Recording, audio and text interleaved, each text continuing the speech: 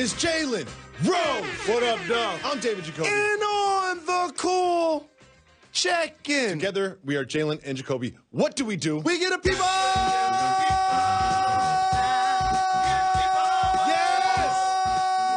Yes! Are you okay? Are you okay? What they want. You're going to pass out one day, Jalen Rose. I'm so excited for this show. There is so much to discuss. The number one thing to discuss, Jalen Rose, it finally happened. Jimmy Butler, no longer on the Minnesota Timberwolves. He wasn't traded to the Clippers. He wasn't traded to the Heat. In a surprise twist, he was traded to the Philadelphia 76ers.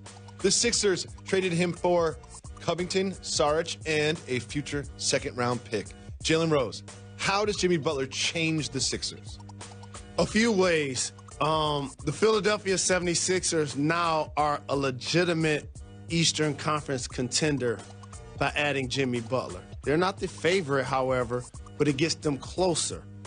When you don't draft well, yes, they hit home runs with Embiid and Simmons. But let's not forget, they also took Michael Carter-Williams, Okafor. Just say his name. Just say his name. Markelle Fultz. Markelle Fultz. Okay, and when you lose in the asset department and then you not only draft Markelle, but you gave up a first-round pick to get him, it hampers what you can do going forward versus a team in your same conference and the Boston Celtics that have drafted well and created assets. So as I watch Philadelphia, they got 3 of the best 6 players in the East. Let me think about that. Just think about it. And I'm speaking, and the other guys in the conversation are Kyrie, Greek Freak, and Kawhi. They got 3 of the best 6 players in the East. But you know what I love about basketball? That still don't make them the favorite. Why is that? They've got a legitimate big 3. They got a legitimate big 3.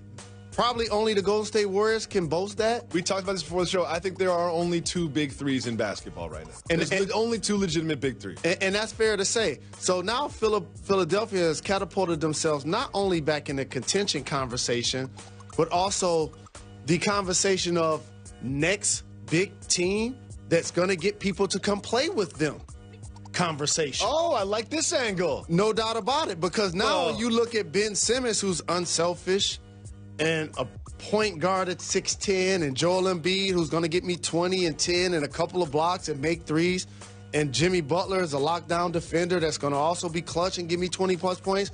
Players are not going to want to play with them. So here's the thing, though. First, Jimmy Butler has to convince the Sixers that the Sixers want to play with him. You know what I mean? So what's happening now is he's a free agent at the end of this year. He has a history of having, I wouldn't say trouble, but having concerns about some of his young teammates and voicing those concerns. He has a history of being just not the warmest, friendliest fella in the locker room.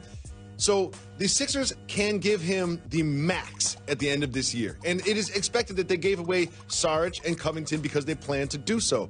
Is he going to be on his best behavior? Is Jimmy Butler going to, I don't know, maybe swallow some of his real thoughts about his young teammates so he can get the max? I have the feeling that at the end of this year, he's going to sign the deal, and he's going to tell everybody what he thinks about him.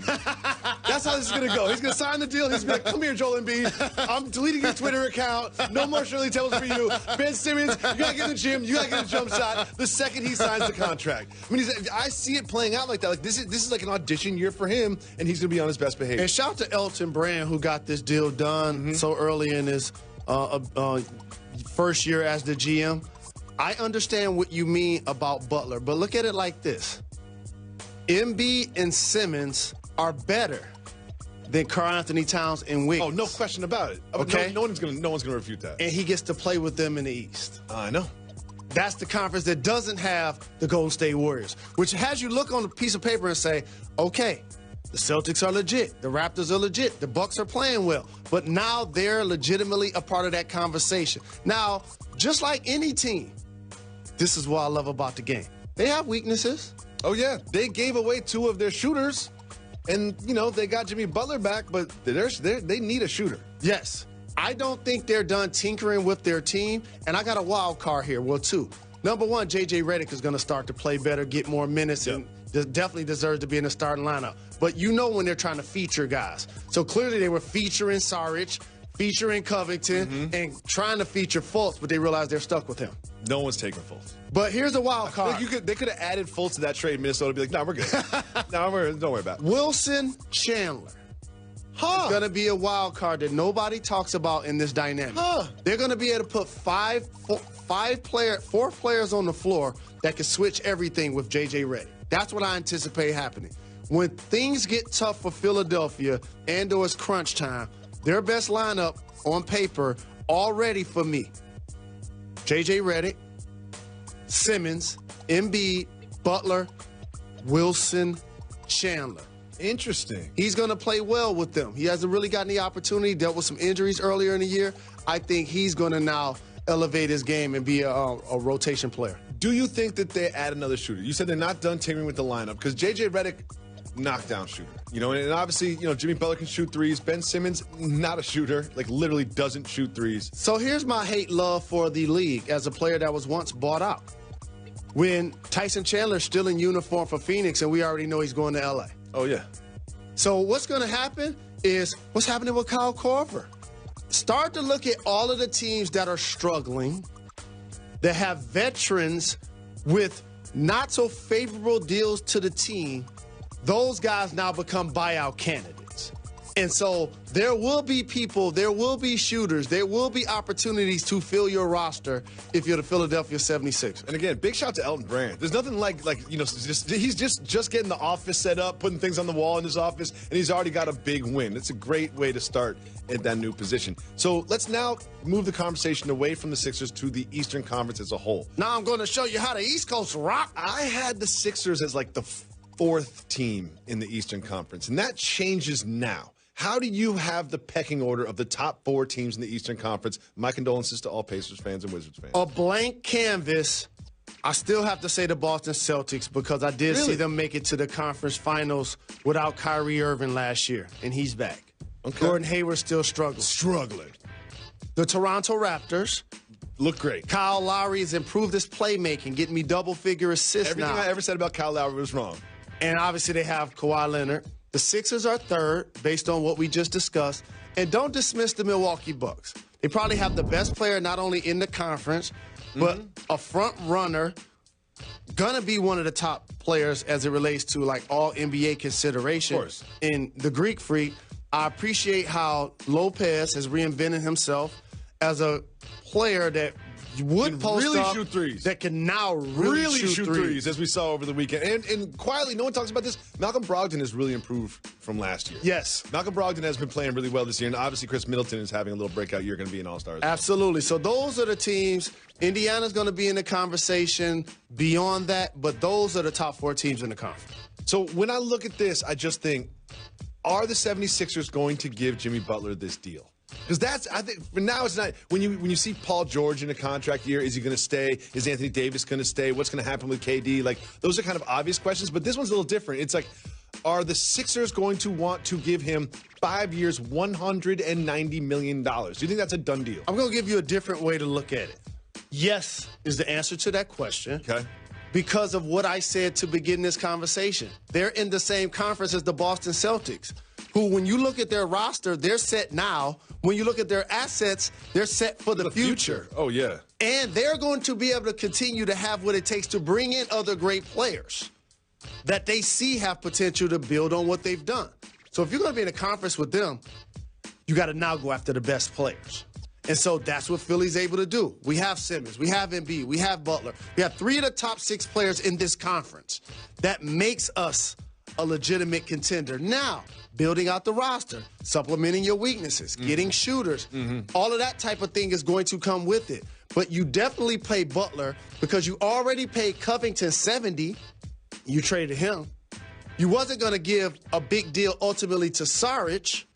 So you save that money and you give it to Jimmy Butler. And that's what Minnesota was thinking. Now, I don't think Minnesota did good in this trade, but let me tell you this.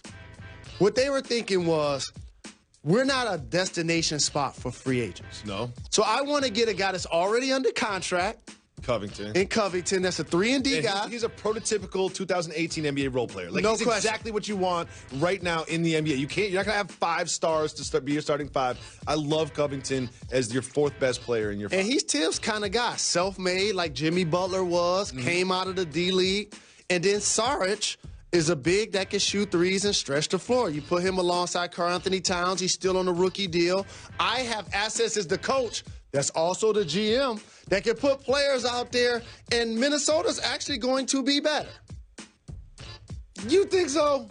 Have you seen Minnesota play this season? I've seen him play with Jimmy Butler. Okay, they're going to be better without Butler. These guys are going to give you more points. They're going to give you more three-pointers, and they're going to give you the opportunity to allow Karl Anthony Towns and Wiggins to flourish who they want to build a team around. What did Karl Anthony Towns text Andrew Wiggins when he found out that Jimmy Butler was officially traded? He's like, you still getting the max? I'm still getting the max? He gone? Cool. When we come back on Jalen and Jacoby, the Patriots looked very pedestrian against the Titans. That and much more from the NFL right after this. When you don't like someone, you go at them harder. I don't care what anybody says. But that whole I go at my brother harder stuff, no, that's not accurate. If Larry Brown was driving to the hole, I would file him different than Juwan Howard. That's fair. That's fair. So for I would like to see that, by the way. So for I would everybody love to that see acts like it's the same, it is not the same.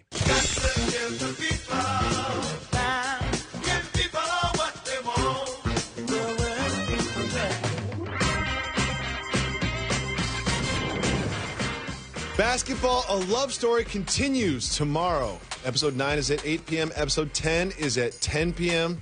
And on Wednesday, big matchups in the NBA. Prime Billin. Derrick Rose is now the biggest star in the Timberwolves, apparently, as they go up against Anthony Davis and the Pelicans. And after that, the nightcap, 10:30, LeBron and the Lakers, who are hot, riding a hot streak, played the Portland Trailblazers.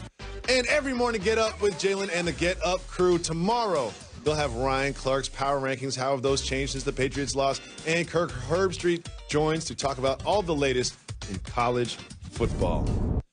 Welcome back to Jalen and Jacoby. Jalen Rose was a very interesting weekend in the NFL. The most shocking result. And I kept waiting for the Patriots to come back against the Titans. I just kept waiting for it to happen. They were down a couple scores. And this wasn't just the Patriots losing to the Titans. The Patriots kind of got whooped by the Titans. Right here, you see Marcus Mariota rolling to his right, hooking up a nice pass. They kind of did whatever they wanted on offense against the Patriots defense, and the Patriots had trouble moving the ball and scoring. Jalen, what did you see from this result? Who are the 2 perennial all-pro players that play for different teams that are really successful and really famous that I've come on this program and said that their respective teams should trade them years ago? Gronk and Odell Beckham. Gronk wasn't playing yesterday. Hasn't really played well all season. And if you ain't been paying attention, he missed a game or so ago, too. And he's accomplished so very much. But injuries catch up to you. And that's what I see when I'm talking about the Patriots. Gronk isn't the performer that he used to be. And that's Tom's security blanket. He's one of the best to do it. Now, if somebody ever said into a microphone that Josh Gordon was going to be Randy Moss, you should pull those clips up, and that person should wipe their mouth out with soap. Okay? There were people saying that, right? Josh Gordon is going to be... It's the deep threat the Patriots Randy need. Moss. Yeah. They hasn't had a weapon like this since Randy Moss. I've watched the Patriots games. He's been fine. Well, I'll take Brandon Cooks over Gordon.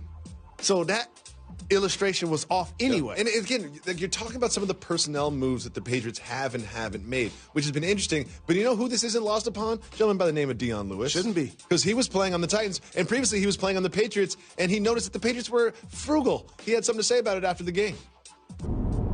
Yeah, it's a real sweet win, you know, especially when you used to be there and they didn't want to bring you back. So definitely real sweet. I'm happy my teammates came out and played, and I love these guys. So it is a little personal. Hell yeah, it's personal. That's what happens when you go cheap. You get your ass kicked. Tell me how you really feel, Mr. Lewis. Do you think that this was personal for Vrabel, who was, coach for the Patriots, and Lewis, who was a running back for the Patriots? So it's always personal when you're playing against your former team. But here's the distinction. Upon which way your exit began. But here's the distinction. Upon which way your exit began. Did you upgrade or were you released? In all of these cases, John Robinson, their GM, he was never going to be that New England because that's Bill Belichick's job. Yep. Mike Vrabel definitely wasn't going to be the head coach. No. Okay. Maybe 2035 if he stuck around. And he played for him. And then he coached under Bill O'Brien in Houston. So he navigated around the Patriot coach. Rushes for 150 Just felt yards. like it was 11 yards every time he touched the ball last. No doubt about it. The ball with the run, having Dak play RPOs, doing jet sweeps, doing short passes. Now all of a sudden the defense gets a chance to rest over there with the Gatorade. Then when they get out on the field, they're more effective.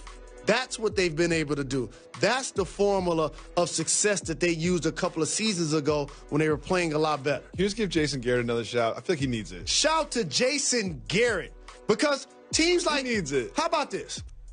When I look at a team like the Giants, on paper, we'll be like, they got more talent than Washington.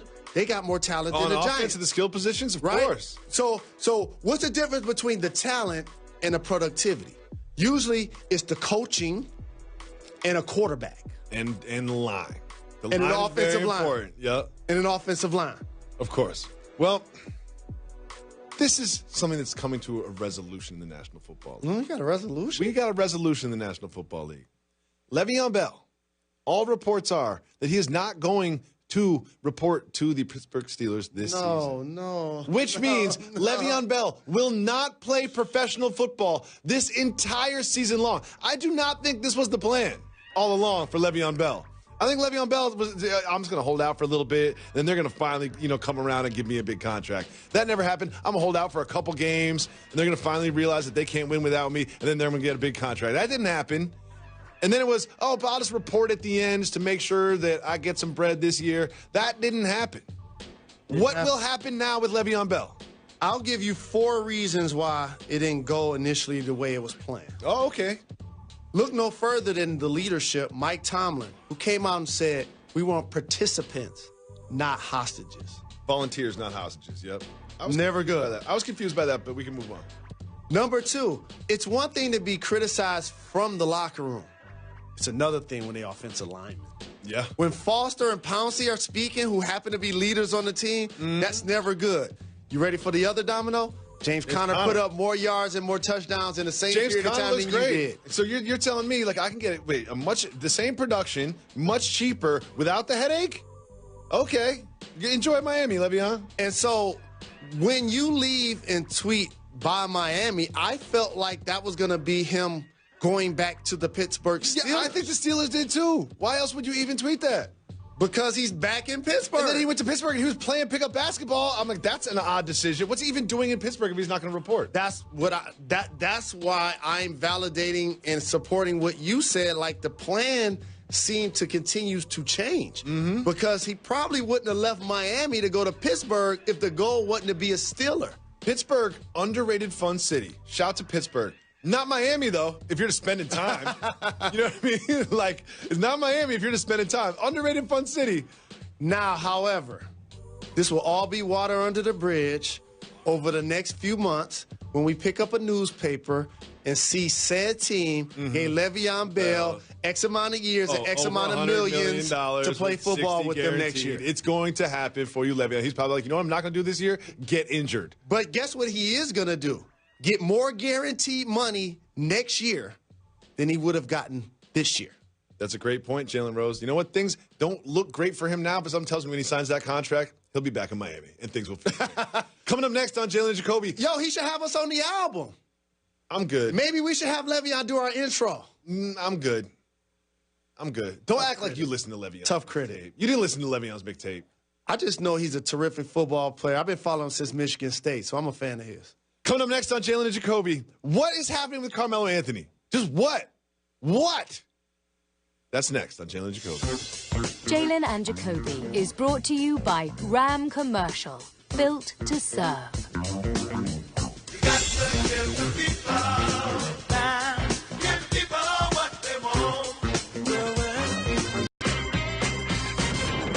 Welcome back to Jalen and Jacoby. Jalen Rose, sometimes we always talk about when we were right about things. I was wrong about something. I really thought Carmelo Anthony was going to be additive for the Houston Rockets. I thought he was going to be great for them offensively and hurt them a little bit defensively. Well, there's been a lot of conflicting reports over the weekend about what exactly is happening between Carmelo and the Houston Rockets, but one thing is very clear. It's not going well, and it really doesn't look like it's going to continue. There's been a lot of reports from inside and outside the organization that they will no longer be playing together. Carmelo Anthony has played his last game as a Houston Rocket. I have so many questions for you. But first, let's just listen to Chris Paul discuss it. Melo's been great here, you know what I mean? That's like a brother to me, you know what I mean? So I don't know what's being said or whatnot, but Melo's been great, working hard every day, you know what I mean? So, man, Melo is a future Hall of Famer, you know what I mean? And that's me saying that, and that's knowing that. So, like I said, we'll see what happens. What's going to happen next, Jalen? So anytime you hear former players or current players broach this topic, it's really sensitive. Explain. This is a really sensitive This is sensitive? topic. Yes, because in order to become a veteran, you have to reinvent yourself, which means changing. This is why some of your favorite artists that have been in the game for a really long time have had multiple nicknames. Look at Sean Carter. Look at Sean Combs. Like, these guys have so many different nicknames because they continue to reinvent themselves. Does Carmelo need a nickname? Players do this exact same thing. Now, everybody ages different. He was in the same draft class as LeBron James, who's still the best player on his team, and one of the best players, if not the best player in the game. Okay. Dwayne Wade, who played more years in college than both of them, who's in his final season and already acknowledged that he's going to retire. Yep. So right now, his career could go either way, okay? When you go to OKC, he scoffed at the notion of coming off the bench. That was a year ago. That right there That was a year was ago. a bad sign.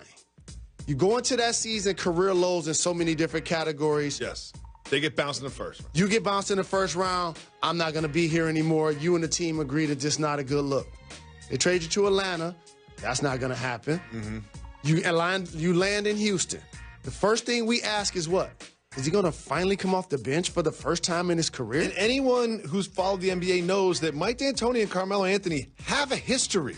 Correct. And so when we're asking how he's going to adjust to coming off the bench, his answer was, I'm willing to do whatever it takes for the team as long as we're winning. That's the underlying part. I think a low moment happened, and I had the remote control in my hand, at Oklahoma City, when he was struggling, couldn't get a field goal. The only basket that he got credit for was actually a goal tip. He was unhappy after that game, clearly, like all of us would have been, but he was more distraught because you start to now think of your journey. I was in Denver. I got out of Denver. I went to New York. Thought me and Amari was going to be able to do work. I did put up numbers. I'm one of the best players in Knicks history, but I didn't get the goal accomplished. Then I go to OKC. We don't hit our mark. I ain't going to Atlanta. Not the way they look. Well, that was never the plan. So what happens now? What team does he play for now? What's the next chapter in his journey? Because it's not over. And so now when you end up in Houston, you're put in a position to be the scapegoat regardless. Here's why.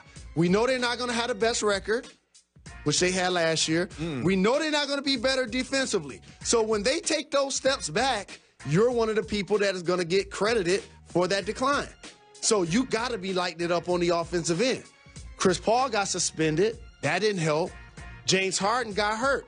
That didn't help. So now you're on the floor and you're not as effective as you would like to be. The coach sees it that you have a history with. So, the same coach that feels like you got him fired in New York. Yeah, he did get him That fired. holds grudges. I know. I played for Mike D'Antoni my final season. He holds grudges. Do you think a little bit of this, not 100%, but not 0%, was Mike D'Antoni revenge? I'm not saying that it was the plan. I'm saying this is how it plays out. They weren't going to have the best record. They weren't going to be as good defensively. The only thing Carmelo could do is come in and ball at whatever role he was given.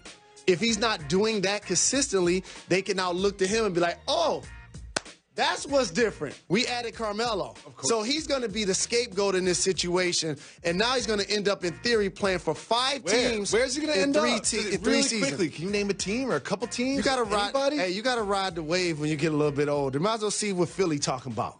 You think Elton Brand's going to give him the veteran minimum to go out there and do what he did in Houston? Go back to the East Coast where you're familiar. You don't have to be the best player, the second best player, the third best player. You don't have to be the best shooter. This won't be the last JJ time that we talk about where Carmelo Anthony's going to play next, because there'll be some rumors coming out in the next couple of days. Or Miami with Dwayne Wade. Go full circle. He played with one of his brothers and Chris Paul in Houston. See if he can latch on to Miami. But that Miami gig is dressed in overalls. That's work. That sounds like work. So a lot of people like talking that South Beach talk. No, that ain't where they play. Well, something tells me he won't end up in the purple and gold with LeBron either, because the Lakers, they've been quietly pretty good lately. They had Tyson Chandler. They've won 3 games in a row. They beat the Kings, and last night against the Hawks, it got a little close for comfort at the end here. You see LeBron trying to take the lead, and then, it goes to the line. He'll hit 1 of 2 at least, right, Jalen? Miss the first one. You never miss the second one. You just make the adjustments, and then, the Kyle Kuzma's working hard on the offensive rebounds on that free throw. You know why? He knows it might not go in. And then we get LeBron James dunking. Of course, they had a chance to win, and the new addition to the team, Tyson Chandler, gets the block. Jalen, big win for the Lakers. What do you think? Shout out to Tyson Chandler, a California kid, getting a chance to play in purple and gold and be an impact player versus being in Phoenix where he was irrelevant regardless of what the stats he was putting up the last couple of seasons. And he filled the weakness that they needed. Another big besides JaVale McGee that could block shots, rebound the basketball, and be a force down low. However, when LeBron James has the ball with less than 2 minutes to go and the game's undecided, I'm fouling him. I've been saying this for the last 2 or 3 years. You got the best player in basketball. If you allow him I can't believe we've gotten here. If you going to allow him to cross half court and put you on your heels and initiate his offense and be a playmaker and or a finisher and close your team out, that's on you. I would put him on the free throw line, distort their timing, distort their offense, and force them to now make a decision. LeBron who's going James to has been the offense. statistically, objectively pretty awful from the line and from 3 at the end of the games. We actually had LeBron James was asked about this, and here's what he had to say about his late game free throw shooting. I'm garbage. And when someone asked him also about his late game 3-point shooting, let's hear what he had to say. I'm garbage. And then someone asked him about his performance in Trainwreck, and this is what he had to say. I'm garbage.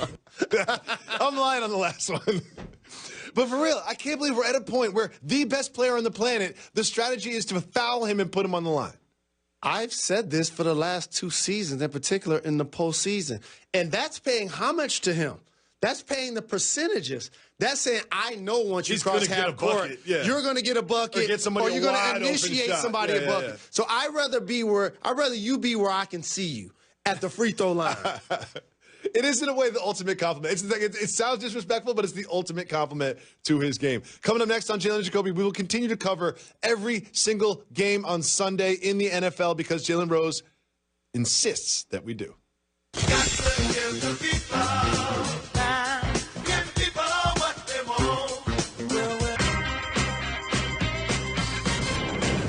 Welcome back to Jalen and Jacoby. Jalen Rose. What up, Dope?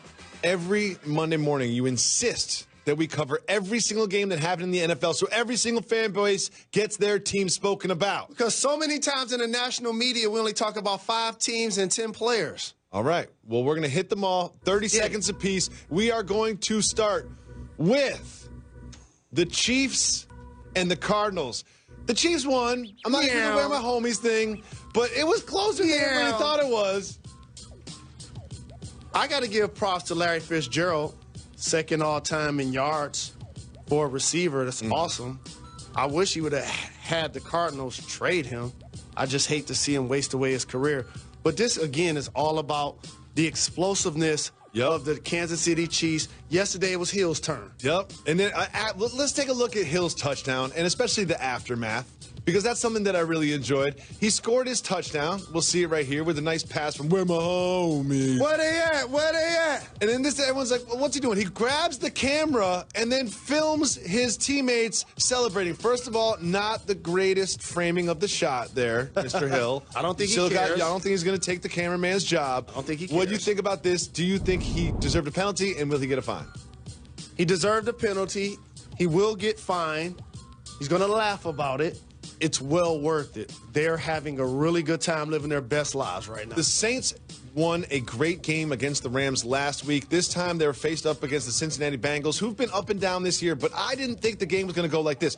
The Saints waxed the Bengals. They put up 51 points on the Bengals. Jalen Rose, are the Saints the best team in football? They're playing like it. They are. I'll tell you, they're playing like it. I would still have to go with KC, probably, because I think they're going to get Eric Berry back. But, man, the Rams have so many weapons. Yesterday, Mark Ingram got a chance to get going. I was happy to see the Flint native carry for 100 yards. Kamura's still getting his numbers. Yep. The sky's the limit for their potential. Michael Thompson. Don't look now, but the Cleveland Browns are hot. They fired everybody. Is that Michael Thomas? I don't know. They fired everybody, and they were playing against the Falcons. The Falcons who had a chance to turn their season around with this game, and they might have even just kind of like looked past the Browns a little bit because the Browns look good. The Browns hung up 28 points on them. The Falcons weren't really in this game. Jalen Rose, when Baker Mayfield was asked about his performance and how he felt pregame, here's what Mr. Mayfield had to say. So you know that in warm-ups, if you're going to have a day like that, like a starting pitcher or something? No. Warm-ups not really, but when I woke up this morning, I was feeling pretty dangerous. I kind of love Mayfield.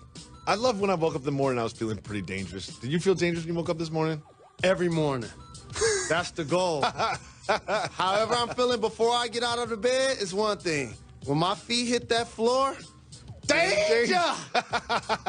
Danger! Get on the floor! Absolutely.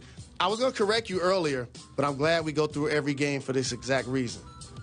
This was the worst loss, not the Patriots. Yeah, that's a good point. This was the worst loss. That's a good point. Moving on to a team who is challenging the Patriots in the AFC. The Chargers beat up on the Raiders. The Raiders are just a mess. What do you think about this game? I think that the Raiders have lost by 14 in like the last 5 or 6 games. They're not even in games. That has never happened. They're not even in games. In the history of that franchise. It's hard to be John Gruden to get a 10-year deal, and this is year one. Like this is where we're going to do. After the game, he was talking about, well, we're going to work hard, and we're going to look at the film, we're going to prepare for next week because hard work is going to be the foundation of this franchise. Because it ain't players right now. Once they lost Matt, and then obviously losing Cooper, but they're going to have some draft picks, I guess, next year. The Packers beat the Dolphins. They dominated the Dolphins. The Packers are sneaky 4-1, and in, the Lions division, anything can happen. Is the Packers season more hopeful or hopeless at this point? We talked about it the last couple of weeks. Pull up the tape. What would unlock the Packers offense would be running back, Aaron Jones. Like, they were doing this thing by committee, and I understand you're trying to get so many people involved. And coaches do this when they have a young, talented player. They feel like they don't want to give them too much too fast. Now, all of a sudden, Aaron Jones is running, giving them balance, had 2 touchdowns. They got Aaron Adams Rodgers had 2 back touchdowns. there, too. Aaron and Aaron connection. No it was doubt against about the Rams 2 weeks ago. It was like Aaron Jones should be their featured back. It was pretty clear at that point. Oh, wait. I'm sorry. The Lions had a game this weekend. And Mitchell Trubisky going into the game had never beaten a division opponent. So like maybe they got that going for him. Jalen, the Lions looked awful. They looked awful against the Bears. Do you have any words or sounds you could make about this game? Yeah. Let's move on. Let's not even talk about it. I can tell you're getting emotional. Let's not even talk about it. Moving on. Thank you. The Colts beat the Jaguars. The Jacksonville Jaguars are now 3-6, Jalen Rose. This is a team that went to the AFC Championship last year. Not only that, they led the Patriots in the AFC Championship. They were just a quarter away from the Super Bowl. What happened with the Jacksonville Jaguars? The Jacksonville Jaguars don't have the level of autonomy to make mistakes offensively. They don't have, in today's game, what's considered a #1 receiver. They did get Leonard Fournette back, which gives you a level of balance, but they're not getting quality quarterback play from Blake Bortles, and I think that has affected the defense to a point where they're not performing to their capability. Jalen? And they're making Mr. Ramsey unhappy. And you know I don't like to see a Jalen upset. I know you don't like to see a Jalen upset. I don't like to see a Jalen upset either, but I'm going to break my promise. We're not going to really talk about every single game. I'm just going to recognize that the Redskins beat the Bucs and the Bills wax the Jets because I want to save time because when we come back, we'll be talking about Zion. I love watching Zion Williamson play basketball. We're going to discuss it after this.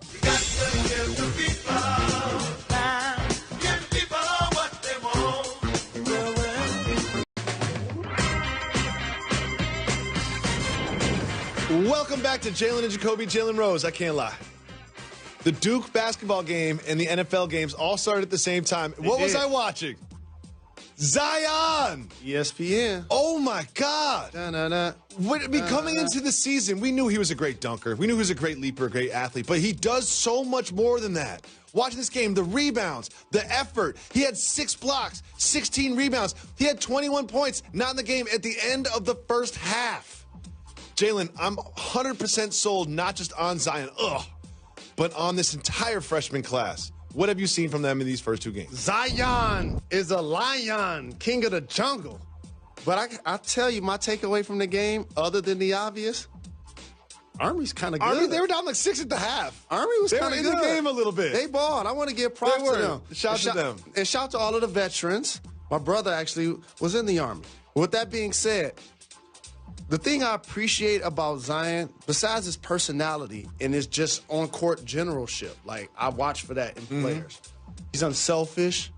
He has a big team personality, and he tries to affect the game in all facets. Oh, yeah, he was diving on the ground for loose balls. He gets a rebound. He's not looking for a guard. He dribbles up and looks for his teammates. In the first few possessions, he set up R.J. Barrett for 3 wide-open threes. He only hit 1, but he set him up for 3 wide-open threes. No doubt. And I respectfully call him a bowling ball because you think about the power you put behind it when you throw it down the lane, you ain't going to get in front of it. And everything else just become pins. People just bouncing off of him. They really do. As he go towards the basket. And it's not out of control. It's not wild. It's not undisciplined. It's so very powerful and so very athletic that his combination of height and bulk is something that the game hasn't seen to go with a level of athleticism that's terrific. He's just like so freakish of a prospect that you find yourself not even focused on R.J. Barrett, who might be a better basketball player, has scored more points than he has, but it's just when you see Zion, it's just like something you've never seen before. Jalen Rose, very quickly. KD, we've been talking about him maybe leaving the Warriors at the end of the year, and a lot of people have been talking about that. There's been rumors. So what did they do? They put KD in a construction outfit. Check him out. Here's KD. And they brought him over to the construction site for the brand new arena. Jalen Rose, while he was touring, look at the outfit, by the way. The boots, the socks, everything is best. While he's looking at that arena, do you think he's thinking to himself, this is where I'm going to play basketball next year? That's a boss move by the team. Yeah, yep. No doubt about it. Because a couple of things. You get him in front of the Chase folks, who's a sponsor. Yep. You get him in front of the Warriors brash.